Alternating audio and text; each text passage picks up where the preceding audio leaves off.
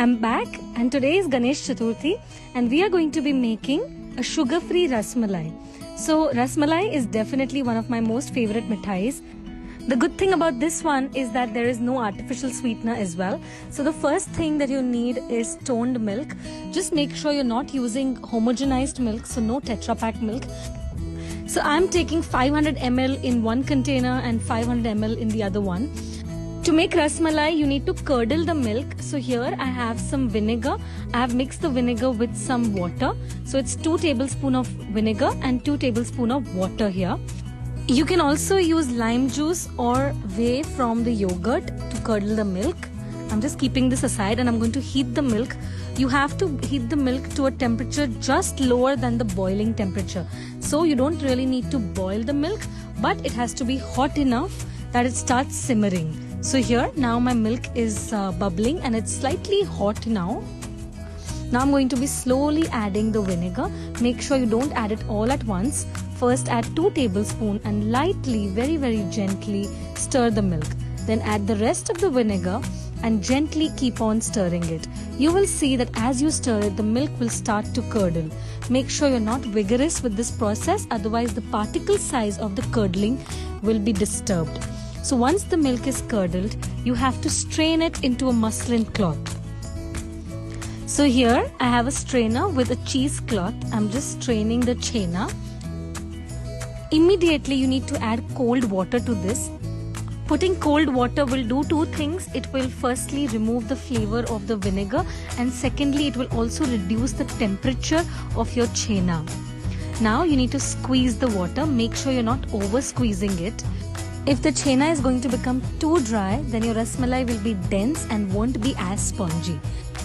After squeezing enough water, leaving it aside for 20 minutes will naturally drain all the excess water.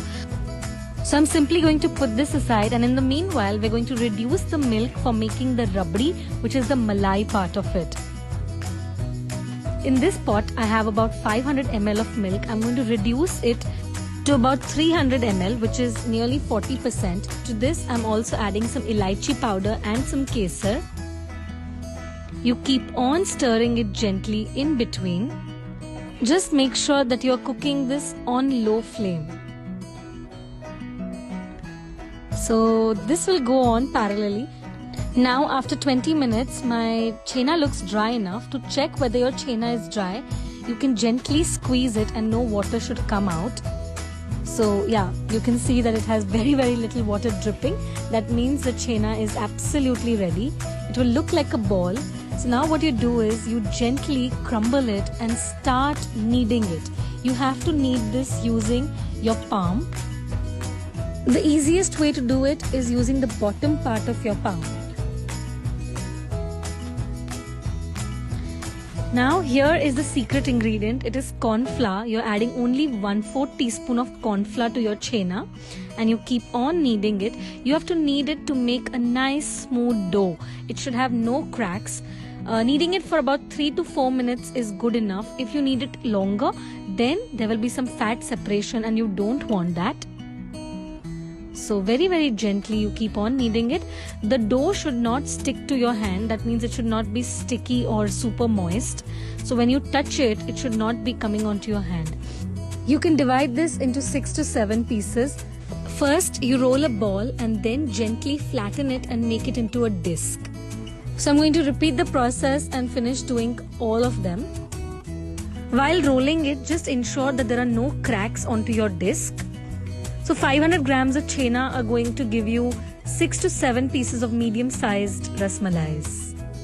Now parallelly, I'm just boiling water in a big vessel. Make sure your vessel is big enough and it should have a lid. So you have to ensure that there is enough space for these rasmalais to spread. That is why I'm using a kadhai. It's a flat bottom kadhai. You need to put the chena discs into the water only when it is bubbling. That means you have to set the flame too high. I'm setting a timer of exactly 15 minutes. While this is going on, my rabdi has been reduced. I'm going to sweeten it with a little bit of jaggery. If you don't want to use jaggery, you can use honey as well. It's up to you. I'm going to keep on cooking it until my rabdi has thickened enough. Once the rabdi has thickened, you can just cool it down and bring it to room temperature. My advice is that do not make a very thick rabdi.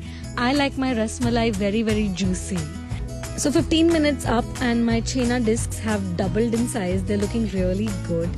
I'm transferring them to a bowl of chilled water. Make sure your water is chilled because this will ensure that the temperature falls immediately and your chena discs are not overcooking. So all of them are ready. I'm going to leave this like this for nearly 20 minutes. Do not touch them at this point. Just leave it aside for 20 minutes. After 20 minutes, you make sure you squeeze every drop of water from your chena discs. It has to be squeezed really well, and then it will become like a sponge and it will absorb your rasmalai ki rabdi very well. So I'm squeezing all the water out.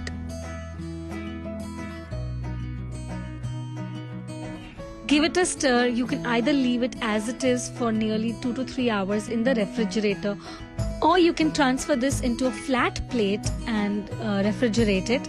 I'm just going to put it in a flat plate. I'm going to spoon all the rabdi on top of it. I'm going to leave it in the refrigerator, and once it is chilled, I'm going to garnish it. So my rasmalai is ready. It has been chilled for nearly 3 hours, and now I'm garnishing it with some chopped pistachio and rose petals. To give it a little festive feel, I'm also going to be adding some silver work to it. So I hope you guys enjoyed watching today's recipe and will make this very soon. Whenever you guys make it, please don't forget to tag me.